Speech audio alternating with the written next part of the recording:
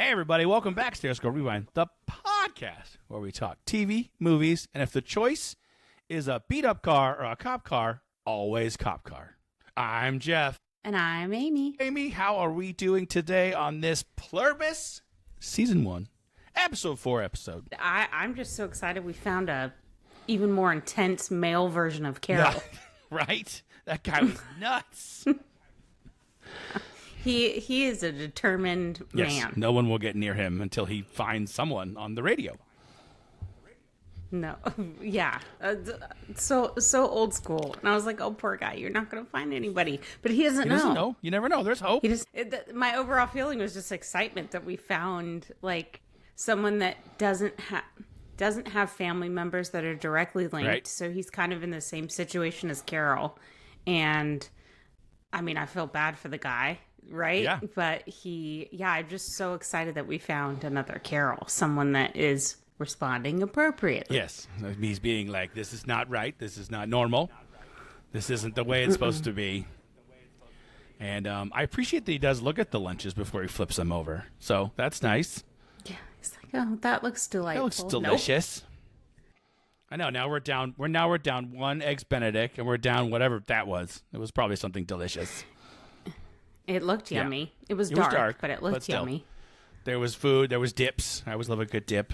So there was sauce. Might have been a salsa. Might have been something else. I don't know, but it looked delicious.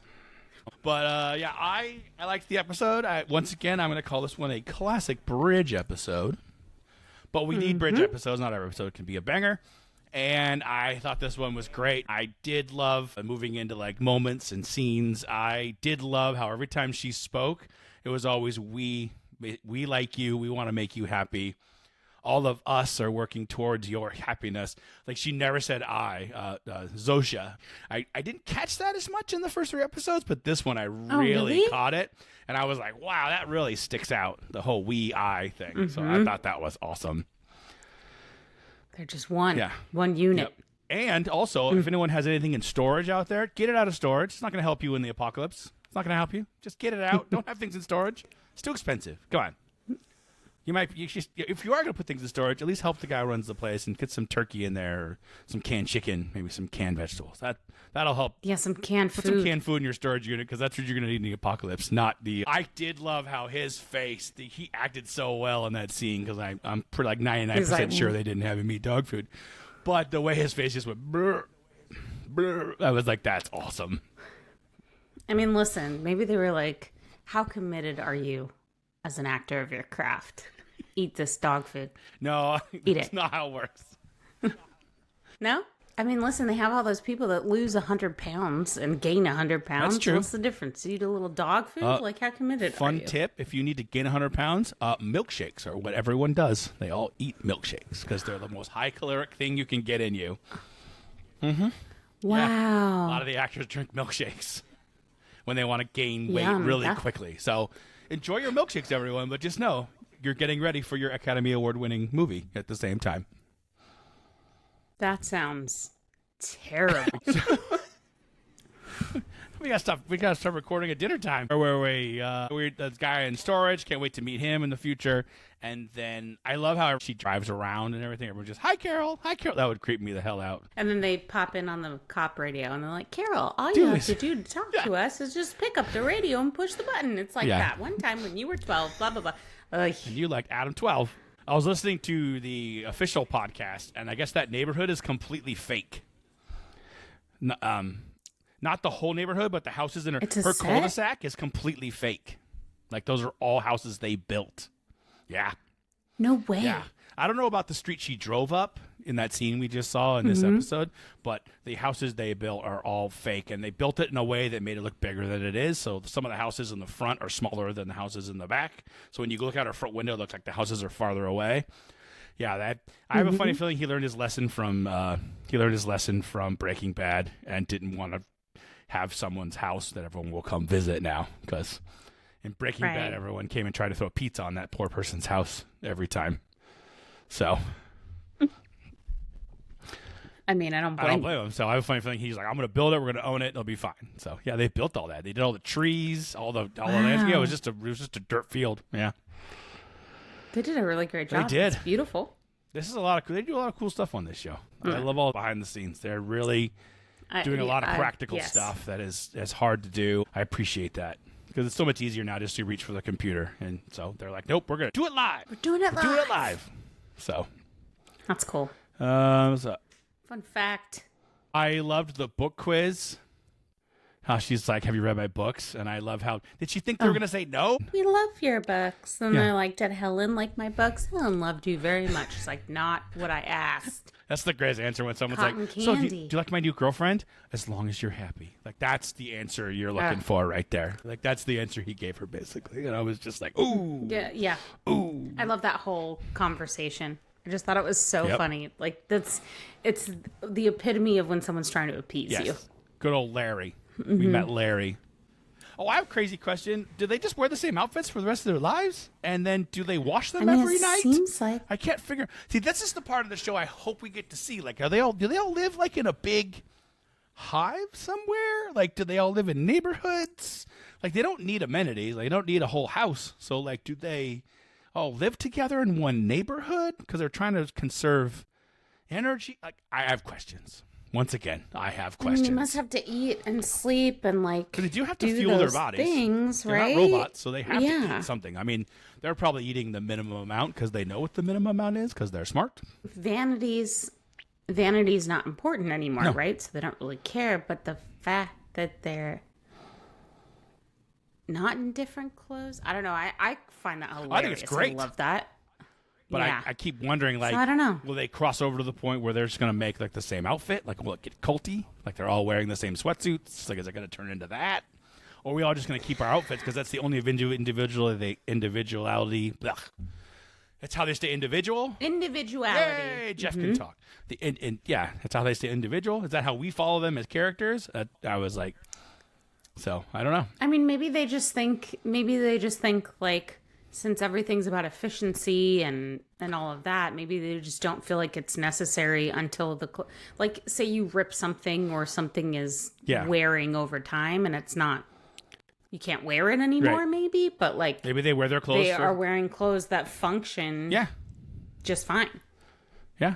So, I don't know. Yeah, I have questions. She's wearing a little biker outfit. It's hilarious. Those little spandex pants. Yeah, there was a lot of fun things where they got to play with the us or the we in this episode. Where like, why is there no music in the elevators anymore? Would you like some? Pause. And then music started. And I was just like, I'm enjoying them using some of the tricks of that.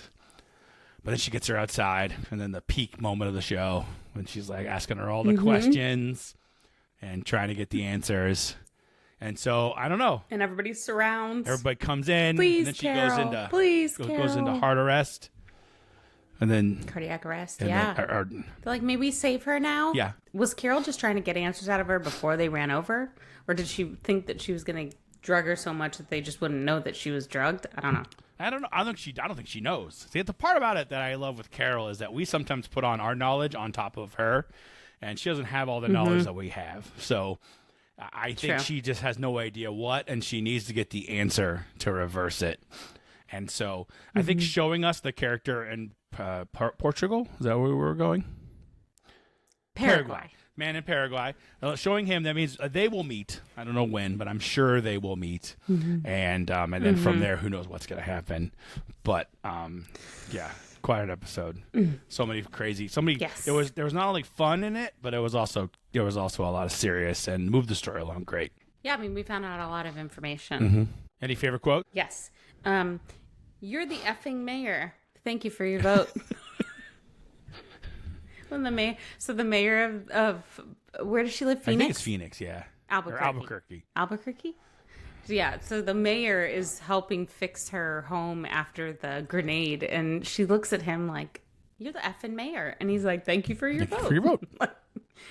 I just thought that was a super cute, random moment. Like, I loved that.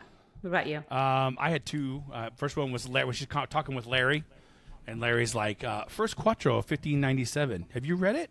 We'll bring you the original. It's like, I'm learning more and more with the us and the we. That's like, there's nothing that's not available. Like, they own it all. So it's like, I would like a first edition of this. No problem. We'll get it here soon. You know, it's like, not a copy. I thought that was funny.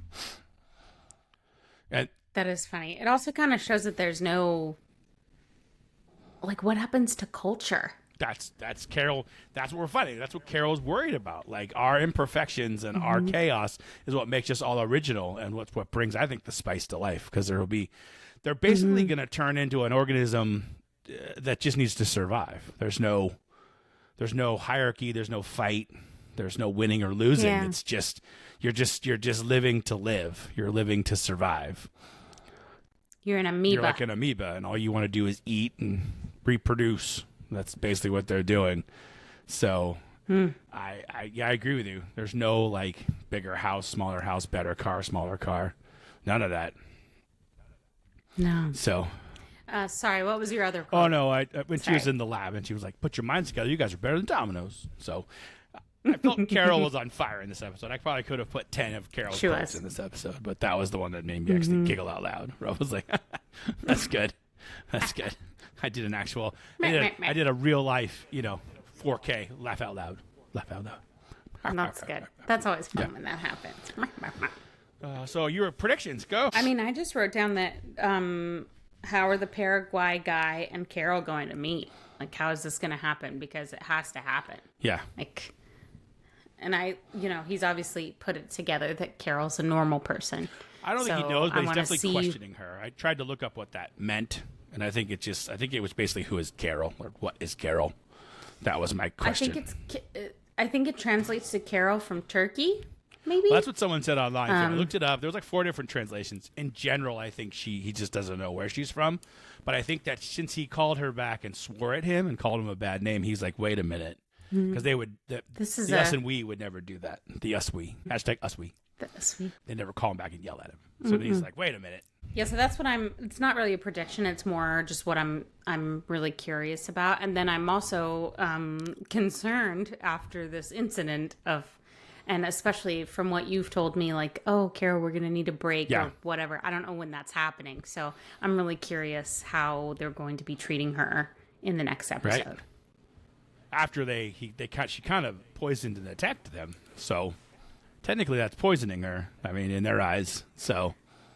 Well, and what happens when you attack an organism? It fights back. It evolves. It fights back and evolves. So I don't know. What are your predictions? I don't know. I think she's going to eventually meet that guy. I don't know when that's going to happen. And then I'm curious to see how the Uswe will fight back. If it does at all. Or maybe they just keep trucking.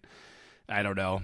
I think maybe she's going to get... I see them evolving to where she gets like trailers or bodyguards or something where they're always outside her house. They're going to follow her around. Like, I don't think she's going to be moving around alone as much anymore. So...